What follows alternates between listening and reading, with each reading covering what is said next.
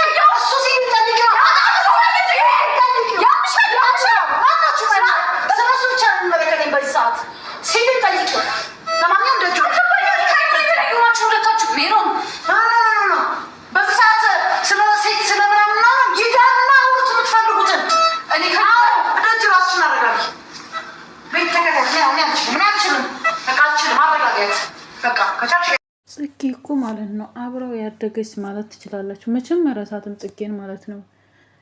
ዝም ብለሽ እንደው ሳታቂ ገባሽበት እንጂ ማለት ነው። አሁን ደግሞ በሞትና በእንትን መካከል ሆኖ ጽጌ ለምን አለ ብላ ልታንቀው ነው እንደዛው። የምሬን ግን ማለት ነው ይቺ ልጅቷ በጣም ኃይለኛ ናት። ሀርድ ነው። በስመ አብ ወወልድ ወመንፈስ ቅዱስ። እንዴ ጽጌ እኮ ረጋ ያለች ልጅ ናት። ብትናደድም ብንም ብትዋጥ ታረጋለች። የምሬ ነው የምላችሁ እና ከባድ ነው። ለማንኛውም ማለት ነው ይሄ ነው ለማለት ይከብዳል። እሱም ደግሞ ጽጌን አንጡልኝ እንዴት በዚህ ሰዓት ላይ ትሄዳለች ምናምን እያለ ነው። እና ውድ ቤተሰቦች እኔ እዚህ ስሩ ቆሜ እንዴት ጽጌ ይላል፣ እንዴት እንደዚህ ያደርጋል፣ ለምንድን ነው እንደዚህ የሚያደርገው፣ እኔ አልታየውም ወይ፣ እኔ ሰው አይደለሁም ወይ እያለች ነው።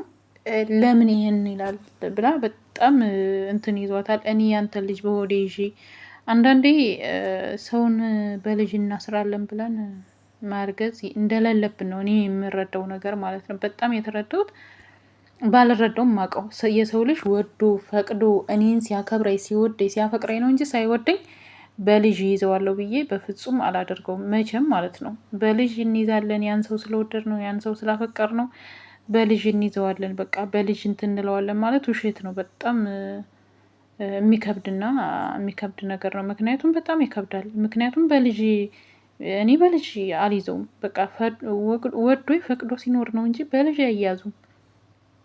እና አሁን እንትና በጣም ከባድ ነው። ዳኒ የሚወደው የሚያፈቅረው የልጅነት ጓደኛው ሁሉ ነገሩ ጽጌ ናት። ጽጌን አብራችሁ ራሱ ብትኖሩ እየተቃጠለች ትኖራለች እንጂ ጽጌን መቼም አይረሳትም። ደግሞ ከጽጌ ጋር ብዙ ትዝታ አላቸው። እግዚአብሔርን እውነት ለመናገር ብዙ ትዝታ ነው ያላቸው ከጽጌ ጋር ማለት ነው።